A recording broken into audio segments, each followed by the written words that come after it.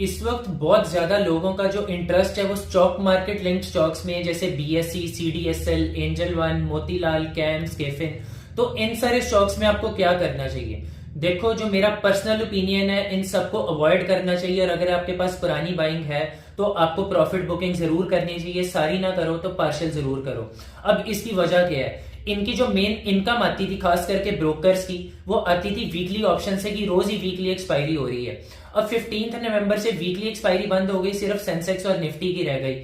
Mid cap Nifty, bank Nifty, Bankex, इन सबके जो वॉल्यूम्स हैं 90% तक क्रैश हो गए हैं। और सेम इसका नुकसान बीएसई जैसी कंपनीज को भी है। सिर्फ यही नहीं, अब आगे क्या होएगा कि लॉट साइजेस बढ़ रहे हैं। जैसे निफ्टी का पहले लॉट साइज 25 का था, अब वो सेम लॉट साइज 75 का हो गया। आप जिसपे पहले कई लोग होंगे जो अफोर्ड नहीं कर सकते 75 का लॉट साइज की हम इतना पैसा लगाएं, पहले तो वो झड़ जाएंगे। उसके बाद जो ब्रोकर्स की ज्यादा इनकम हो रही थी कि अब ज्यादा लॉट साइजेस में डील कर रहे हो, अब वो भी कम हो जाएगी।